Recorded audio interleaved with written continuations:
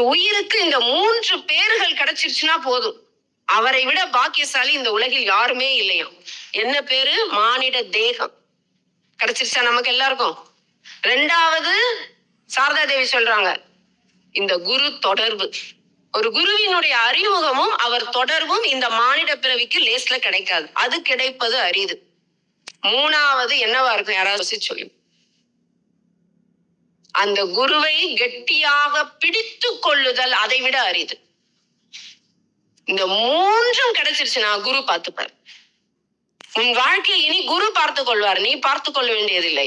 உன் எல்லா இன்ப துன்பம், உன்னுடைய அந்த பிறவியினுடைய அந்த சங்கிலியை அறுப்பது, உன் வீட்டு பிரச்சனை, உன்னை தாங்கும் தெய்வம் உன் துன்பத்தையும் தாங்கும், உன் உடையவர்களையும் தாங்கும், உன் பிள்ளைகளையும் தாங்கும். நிஜமா நடக்கும் குரு.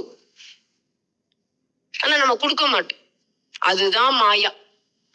குரு வந்துட்டது சாதாரணம் கிடையாது. ஆனா குரு விட மாட்டார். குரு என்ன பண்ணுவார் தெரியுங்களா? நம்மாழ்வார் சொல்றாரு, விட்டா அரைவாராம். வந்து அரைதல்னா என்ன? துன்பத்துக்கு மேல துன்பம் கொடுப்பாரு. என்னை விட்டு போவியா நீ? என்னை விட்டு போயிடுவியா நீ? வாடா அப்படின்னு சொல்லி நிறைய துன்பங்களை கொடுத்து ஆட்கொள்வார், இன்பங்களை காட்டியும் ஆட்கொள்வார். அந்தந்த ஆன்மாவினுடைய பக்குவ நிலைக்கு ஏற்றார் போல. ஆனா குரு என்ன பண்ண மாட்டாரு?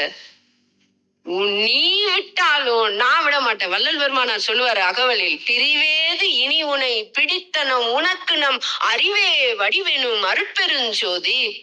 இன்னி ராமலிங்கம், உன்னை நான் பிரியறதா இல்ல. நீ என்னை நீக்கேன் மறக்கினும் நின்னையாம் விட்டு போகேம் என பொருந்திய பொன்னே. இறைவன் சொல்லிட்டாராம், நீ கேளு. இவ்வளவு நாள் நீ என்னை பார்த்து எனக்கு வேணும் வேணும் வேணும்னு என்ன கூட்ட. இனி நான் சொல்றேன், நீ எனக்கு வேணும் வேணும் வேணும், நான் உன் முன்னாடி வருவேன்.